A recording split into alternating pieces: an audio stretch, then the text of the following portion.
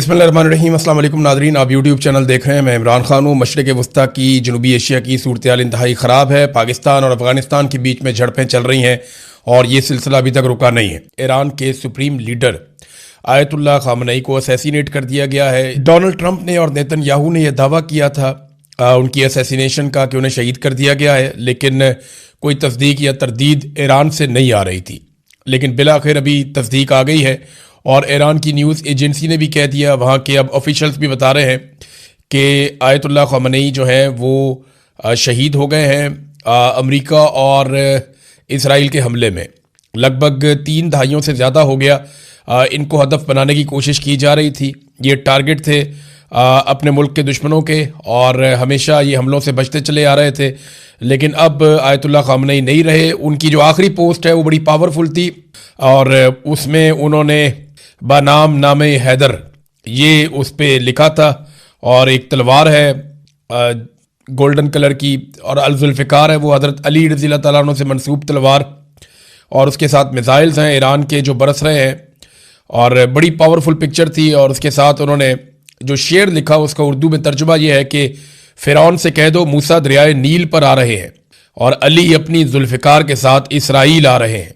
ये जनाब उस शेर का मतलब था। तो ये एक बहुत बड़ी डेवलपमेंट है और यानी इस खित्ते के अंदर सबसे पुराना इक़्तिदार, सबसे ज़्यादा अरसे तक इक़्तिदार में रहने वाली शख्सियत हैं और इनका बड़ा असर रसूख था ईरान में, पूरे रीजन में। और ये ख़बर ये इतनी जल्दी डिफ्यूज़ नहीं होगी, इसके बड़े असरात होंगे ना सिर्फ ईरान के अंदर बल्कि पाकिस्तान समेत पूरे खित्ते में इसके असरात होंगे।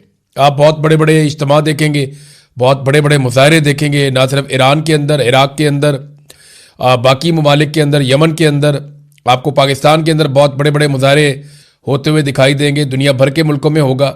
और ये क्योंकि एक रूहानी लीडर थे और ईरान को ये कंट्रोल करते थे और पूरा निज़ाम जो है वो इनके ज़रिए से चलता था और इनका एक अपना खुदकार तरीका भी है कि जानशीन कैसे मुकर्रर हो जाता है अगर कोई सुप्रीम लीडर ना रहे, उनका इंतकाल हो जाए या उनकी शहादत हो जाए। तो अब एक बहुत बड़ा इम्तिहान है ईरान के ऊपर भी कि उन्हें सब्र करना पड़ेगा और ईरान को रिटेलिएट करता रहना पड़ेगा, क्योंकि अमेरिका के पास टाइम बहुत कम है। मैं आगे चल के आपको बताता हूँ कि अमेरिकन जो है वो कहाँ फंस गए हैं और डोनाल्ड ट्रंप को ये सारा कुछ बहुत जल्दी जल्दी करना पड़ेगा अगर उन्हें रजीम चेंज करना है या अपने दूसरे अहदाफ हासिल करने हैं। इन अहदाफ के बारे में हम आगे चलकर बात करते हैं। लेकिन अब जो है वो ये तस्दीक हो चुकी है आयतुल्लाह ख़ामनेई की शहादत की, और ये तस्दीक की गई है पहले डोनाल्ड ट्रंप ने। उन्होंने ये कहा कि और उन्होंने बड़ा सख्त ट्वीट लिखकर ये कहा आयतुल्लाह ख़ामनेई के बारे में कि वो शहीद हो गए हैं, असैसिनेट कर दिया गया है। और उसके बाद नेतन्याहू ने भी एक ट्वीट के अंदर कहा और बाकी लोगों ने भी कहा। तो पाकिस्तान के मीडिया पे नेतन्याहू को तो दिखाया जा रहा है, इमरान खान साहब को नहीं दिखाया जा सकता। ये प्रॉब्लम तो हमारे चलते रहेंगे। ईरान के ऊपर ताबड़तोड़ हमले किए गए हैं अमेरिका की जानिब से और इसराइल की जानिब से, और लगातार ईरान के शहरों के ऊपर आग बरस रही है। चाहे पाकिस्तान का मीडिया है चाहे इंटरनेशनल मीडिया है, वो ज़्यादातर ये दिखा रहे हैं कि ईरान जो मिसाइल दाग रहा है वो कितना नुकसान पहुंचा रहे हैं और कहाँ कहाँ पे नुकसान कर रहे हैं, जबकि ईरान के अंदर जो हो रहा है उसे बहुत कम रिपोर्ट किया जा रहा है। यानी ज़्यादा मिसाइल और तबाही ईरान के अंदर हुई है, ज़्यादा एयर स्ट्राइक्स जो है वो ईरान के ऊपर हुई हैं। ईरान के पास तो एयरफोर्स भी नहीं है, तो बहुत बड़े पैमाने पर ईरान के ऊपर अटैक्स हुए हैं, लेकिन वो अटैक उस तरह से रिपोर्ट नहीं हुए। और ऐसा लगता है कि पाकिस्तानी मीडिया हो या आलमी मीडिया हो, उन्हें इसराइल से ज़्यादा खबरें मिल रही हैं और बाकी ममालिक से ज़्यादा खबरें मिल रही हैं, और ईरान में उनके खबरों के लिए सोर्सेज बहुत कम है, वहाँ से उन्हें खबरें नहीं मिल रही। ईरान में बड़े अफसोसनाक वाक़यात हुए। उनमें एक बहुत बड़ा वाक़या जो है बच्चियों के स्कूल के ऊपर जो एक हमला हुआ, बड़ा खौफनाक। उसमें अब तक की इतला के मुताबिक कुछ आदादोशुमार ये बता रहे हैं कि 100 से ज़्यादा बच्चियाँ शहीद हो गई हैं। कुछ ये कह रहे हैं कि 86 बच्चियाँ शहीद हुई हैं, कुछ 50 के करीब बता रहे हैं। लेकिन ये बहुत बड़ा और हौलनाक वाक़या है और बड़ा अफसोसनाक वाक़या है। और ये इसका जो इल्ज़ाम है वो अमेरिका और इसराइल के ऊपर आता है। डोनाल्ड ट्रंप ने और नेतन्याहू ने मिलकर ये अटैक किया है। ईरान ने बड़ी तेज़ी से हमले किए हैं बहुत सारी जगहों पे। यूएई और बहरीन के अंदर ज़्यादा अटैक किए गए हैं। सऊदी अरब में भी हुआ, उर्दन में भी हुआ, कतर में भी हुआ। इन जगहों पे जो अमरीकी अड्डे हैं वहाँ पे अटैक किया गया ईरान की जानिब से और काफ़ी मिसाइल दागे गए। लेकिन जो ज़्यादा हमला हुआ है, कुवैत के अंदर भी हमला हुआ, लेकिन ज़्यादा जो हमला हुआ वो 2 मुल्कों के अंदर, एक बहरीन में जहां पे अमरीकी बहरी बेड़ा मौजूद है, वहां पे उस एरिया में बहुत ज्यादा अटैक हुए हैं। बहरीन के अंदर जो फैसिलिटी है अमेरिका के पास, और दूसरा यूएई में बहुत ज्यादा अटैक हुए, और यूएई में कई बम ऐसी जगहों पे जाकर लगे हैं जहां पे ये कहा जा रहा था कि अमेरिकन वहां पे रहते हैं, यानी रिहायशी इलाकों में भी बम लगे हैं। जाके एक बहुत बड़ा होटल है, उसके जलने के मनाजिर नजर आ रहे थे। फिर जब ये पता चला कि यहां से कुछ फ्लाइटें निकलने वाली हैं दुबई से और लोग यहां से निकल रहे हैं, तो फिर एयरपोर्ट के ऊपर भी ड्रोन हमला हुआ। फिर इसी तरह बहरीन में भी एयरपोर्ट के ऊपर एक ड्रोन हमला हुआ। तो ईरान जो है वो बड़ा अग्रेसिवली आया। ये एकदम ये तवक्को कोई नहीं कर रहा था कि ईरान इतना अग्रेसिवली आएगा, इतने जारहाना अंदाज में ईरान जवाब देगा, इसके बारे में कोई सोच भी नहीं सकता था। अब अमेरिका के लिए ना एक और बहुत बड़ा प्रॉब्लम पैदा हो गया। डोनाल्ड ट्रंप को इस लड़ाई को बहुत जल्दी कंक्लूड करना पड़ेगा, और ये दिखाई भी दे रहा है। डोनाल्ड ट्रंप ने एक पार्टी में शिरकत की, वहां से भी वीडियोज आई और ऐसा शो किया गया जैसे उन्हें कोई जल्दी नहीं है, कोई परेशानी नहीं है। ये विजुअल्स क्रिएट किए गए, लेकिन ये सब जानते हैं कि ये काम उन्हें बहुत जल्दी करना पड़ेगा। ईरान के साथ इस लड़ाई को तूल नहीं दिया जा सकता। देखिए, दो बड़े अहदाफ हैं डोनाल्ड ट्रंप के। पहला हदफ तो यह है कि ईरान में रजीम चेंज हो जाए, लेकिन यह रजीम चेंज वो जमीन पर उतरे बगैर करना चाहते हैं। यानी अगर ईरान की सरजमीन पे कोई फौजी बाहर से आएंगे तो ईरान की सारी जो अवाम है वही फौज बन जाएगी, वो एक बहुत बड़ी मुसीबत बन जाएंगे, और एक ऐसी दलदल में आने वाली फौज फंस जाएगी जिससे वो कई दहाइयों तक नहीं निकलेगी या कई सालों तक नहीं निकलेगी। लिहाजा वो जमीन पर उतरे बगैर ईरान के अंदर रजीम चेंज करना चाहते हैं। क्या रजा पहलवी या उनके लोग इतने मकबूल हैं ईरान के अंदर? तो उसका जवाब है कि नहीं। चले, अगर आप ये भी कहें कि आयतुल्लाह खुमैनी के या उनका जो इक्तदार है उसके लोग बहुत सारे मुखालिफ हैं या उन्हें पसंद नहीं करते, तो दूसरी तरफ जो अमेरिकन के लोग हैं या जो इसराइल के करीबी लोग हैं, रजा पहलवी वगैरह जो है, उनके भी कोई इतनी बड़ी फॉलोइंग नहीं है ईरान के अंदर। तो एक बड़ा मैस क्रिएट हो जाएगा। और अगर कुछ अहदाफ हासिल कर भी लिए गए और रजीम तब्दील ना हुआ तो अमेरिका ने फिर क्या हासिल किया? तो उन्हें बहुत जल्दी करना पड़ेगा, उनके पास वक्त कम है, क्योंकि ईरान ने आबनाए हरमज जो है उसको बंद कर दिया है। यहां से दुनिया का 20% पेट्रोल जाता है, और यह एक बहुत बड़ा झटका लगेगा पूरी दुनिया को। दूसरा, ईरान ने जिस किस्म का अटैक किया है मिडिल ईस्ट के अंदर मुख्तलिफ ममालिक पे, यानी यूएई की मार्केट बहुत बुरी तरह मुतासिर होगी। यूएई का जो सारा कारोबार है जिसपे वो बहुत पैसा बनाते हैं वो टूरिज्म का है और उनका रियल एस्टेट का कारोबार है। ये अब कीमतें एकदम नीचे गिरेंगी। मंडे को अमेरिका में जब मार्केट खुलेगी और जब दोबारा पूरी दुनिया बैठेगी, शेयर ऊपर नीचे होंगे, तो पता चलेगा कि दुनिया कहां खड़ी है, स्टॉक मार्केट कहां खड़ी है। ये आपको पता चलेगा मंडे को, और इसको मसनूई तौर पे कंट्रोल करना बहुत मुश्किल होगा। ये अमेरिका की मार्केट है, तो अब मंडे वाले दिन ये पता चलेगा। आलमी सतह पे तेल की कीमतें कहां पे जाएंगी ये भी आपको पता चलेगा। तो इसको जल्दी कंक्लूड करना है अमेरिका ने। उसको बहुत प्रॉब्लम है कि ये रिजीम चेंज अगर करना है तो ये चंद दिन के अंदर अंदर उन्हें करना है। ज्यादा टाइम उनके पास नहीं है। ज्यादा टाइम लगेगा तो बाकी ममालिक बीच में आएंगे। रशिया और चाइना पहले स्टेटमेंट दे चुके हैं, पाकिस्तान ने स्टेटमेंट दिया, लेकिन गोल बोल दिया, आगे चल के आपको मैं बताता हूं। तो अमेरिका को फौरी तौर पे करना पड़ेगा जो भी करना है, वो उसमें ज्यादा टाइम लगा नहीं सकता। तो उनको जल्दी अपने अहदाफ हासिल करने, और वो दिखाई नहीं दे रहा। ईरान को सिर्फ सब्र करना है और रिटेलिएट करते रहना है। अगर ईरान ये टाइम गुजार गया और दोबारा मुज़ाकरात की टेबल पे बैठ गए तो फिर ईरान की पोजीशन कुछ और होगी, वैसी नहीं होगी जैसी इस वक्त है। इनकी पोजीशन फिर बदल जाएगी, क्योंकि जंग के बाद जो है सूरत कुछ और होती है। फिर बहुत सारे और फरीकैन भी बीच में बैठ जाते हैं, तो ईरान एक विक्टिम के तौर पे भी सामने आ सकता है। दूसरा हदफ जो अमेरिका का है वो ईरान की दिफाई सलाहियत, खास तौर पे जो उनकी मिसाइल की सलाहियत है, उसको खत्म करना। अब चाहे वो किसी भी तरीके से करें, उनको तबाह करें, ईरान के साथ मुज़ाकरात करके करें या कुछ भी करके करें, उन्हें यह खत्म करना है। अब ये अहदाफ कैसे हासिल किए जा सकते हैं? ईरान अब कभी भी अपने हथियारों को नहीं छोड़ेगा, क्योंकि यही उसकी लाइफ लाइन है। ईरान को यह समझ आ गई है कि अगर ये मिसाइल भी उसके पास ना होते तो वो किसी को भी जवाब ना दे सकता। तो खित्ते के ममालिक के लिए भी अच्छी खबर नहीं है। पूरे खित्ते को आग के अंदर झोंक दिया गया है, और ना ही ईरान के लिए अच्छी खबर है। और अमेरिका को ये जो कुछ भी करना है वो बहुत तेजी से और जल्दी जल्दी करना पड़ेगा।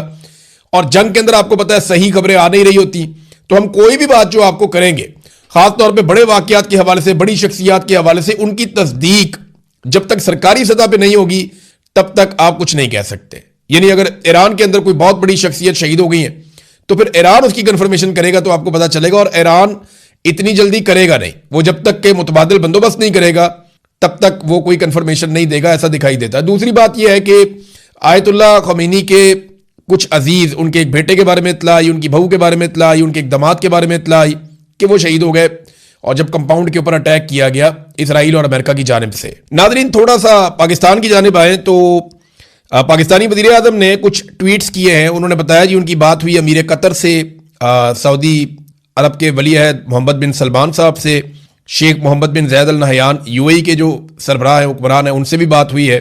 तो शहबाज शरीफ साहब ने इनका नाम लिया, इनसे बात की, लेकिन ईरान के हुक्मरानों से शहबाज शरीफ साहब ने बात नहीं की। नंबर एक। नंबर दो, एक और चीज़ बड़ी इंपॉर्टेंट है कि शहबाज शरीफ साहब ने कहीं पे भी अमेरिका का नाम नहीं लिया। ये जंग अमेरिका ने शुरू की है, एक जगह पे उन्होंने इसराइल का नाम लिया और उन्होंने ईरान की भी मजम्मत की कि ईरान ने खलीजी ममालिक के ऊपर क्यों मिसाइल दागे जहां पे अमरीकी अड्डे मौजूद थे। तो ये तो ऑब्वियस था, जहां पे अमरीकी अड्डे होंगे वो वहीं पे जवाब देंगे।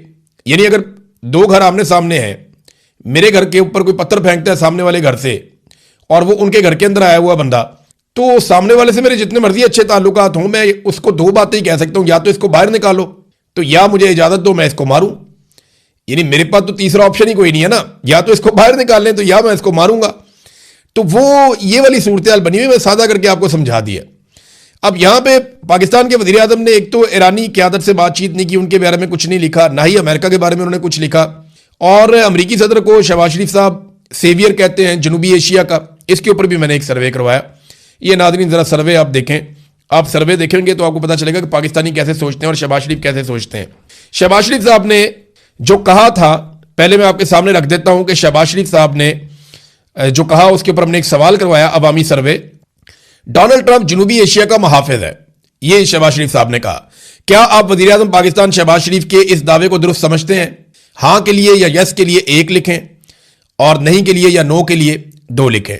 तो पाकिस्तानियों ने इसके ऊपर वोटिंग की और इसमें जो वाज़े जवाब आए वो 87.3% है और जिन लोगों ने खाली बहस की वो 12.7% है। अब आ जाए जिन लोगों ने वाज़े जवाब दिए उनकी परसेंटेज क्या है। 98.2% यानी 98.2% पाकिस्तानी ये कहते हैं कि शहबाज शरीफ का बयान गलत है, यानी डोनाल्ड ट्रंप जनूबी एशिया का मुहाफिज नहीं है, सेवियर नहीं है। और 1.8% लोग शहबाज शरीफ के इस दावे के हामी हैं और वो ये कहते हैं कि डोनाल्ड ट्रंप जनूबी एशिया का मुहाफिज है। 2% से भी कम लोग शहबाज शरीफ की स्टेटमेंट के साथ खड़े हैं और 98.2% लोग पाकिस्तानी शहबाज शरीफ के बयान के खिलाफ खड़े हैं। यह है नादरीन सूरत हाल। अब दुनिया के ऊपर असरात क्या होने जा रहे हैं देखें। इस पे ईरान ने शुक्रिया अदा किया पाकिस्तान का, हालांकि पाकिस्तान ने गोलमोल स्टेटमेंट दिया, अक़वाम मुत्तहिदा में भी नाम नहीं लिया पाकिस्तान ने इसराइल का, अमेरिका का, और बगैर नाम लिए पाकिस्तान ने मजम्मतें की हैं। ईरान के ऊपर अटैक की भी और खलीजी ममालिक के ऊपर अटैक की भी मजम्मतें की हैं, लेकिन पाकिस्तान ने खुलकर वो स्टेटमेंट उस तरह से नहीं दिया। जितने भी तज्जियाकार हैं उन सबका ये मानना है कि ईरान के बाद पाकिस्तान की बारी आएगी और पाकिस्तान को कमजोर किया जाएगा। देखें ना, ईरान के अंदर अगर नया रजीम आ जाता है तो पाकिस्तान के ऊपर एक दबाव बढ़ जाएगा। फिर अफगानिस्तान के साथ पाकिस्तान के पहले ही हालात खराब हैं, इंडिया के साथ भी पाकिस्तान का बॉर्डर गर्म रहता है, तो पाकिस्तान पे हर तरफ से एक दबाव बढ़ेगा और पाकिस्तान को दबाया जाएगा। और मुसलमान मुल्कों के ना 2 मसले होते हैं सिर्फ हमेशा से, ये बात आप पल्ले बांध लें। 2 चीजें ऐसी हैं जो मुसलमान मुल्कों के लिए मसाइल बन जाती हैं। नंबर 1, उनके वसाइल। जितने ज्यादा किसी मुसलमान मुल्क के पास वसाइल होते हैं वो फिर दूसरों की नजर होती है कि ये वसाइल हमें मिलने चाहिए, जैसा कि इराक के साथ हुआ, लीबिया के साथ हुआ, उनका सारा तेल निकल गया। अभी वेनेजुएला के साथ भी यही हुआ। और दूसरा जो मसला होता है वो मुसलमान मुल्कों के हथियार होते हैं, यानी जो भी थोड़ा सा ताकत में ऊपर जा रहा होता है या ज्यादा होता है उसके साथ किसी दूसरे को या तो लड़वा दिया जाता है या उसके हथियार छीन लिए जाते हैं या तल्फ कर दिए जाते हैं। ईरान के साथ अभी यही हो रहा है, इराक के साथ यही बहाना बनाया गया और जो अफगान तालिबान है उनके साथ भी यही लड़ाई है। पाकिस्तान के पास एटमी सलाहियत है और इसराइली वज़ीर आज़म एक मरतबा नहीं कई मरतबा ये कह चुके हैं, अमेरिकन भी कह चुके हैं कि पाकिस्तानियों के पास एटम बम उन्हें अच्छा नहीं लगता, वो पाकिस्तान की एटमी सलाहियत खत्म करना चाहते हैं। तो अगली बारी पाकिस्तान की आएगी, अगला असर पाकिस्तान के ऊपर आएगा। क्या यह लड़ाई मजीद फैल सकती है? देखें, पाकिस्तान और अफगानिस्तान तो ऑलरेडी लड़ रहे हैं, अगर यह लड़ाई लिंगर ऑन करती है तो तीसरी जंग अज़ीम क्या हो सकती है? सोशल मीडिया पे बहस चल रही है और बाद लोग जो हैं वो जो जंगों के अंदर बहुत ज्यादा बिलीव करते हैं और उन्हें लगता है कि जंगें होनी चाहिए, तो वो ये कहते हैं कि इंडिया पाकिस्तान से बदला लेने की कोशिश कर सकता है। पाकिस्तान अफगानिस्तान के साथ ऑलरेडी लड़ रहा है, रशिया अपने मकासद के लिए सेंट्रल एशिया में और जिस तरफ वो पहले ही बढ़ रहा है उस तरफ मजीद कार्रवाई कर सकता है, चाइना ताइवान को कंट्रोल कर सकता है।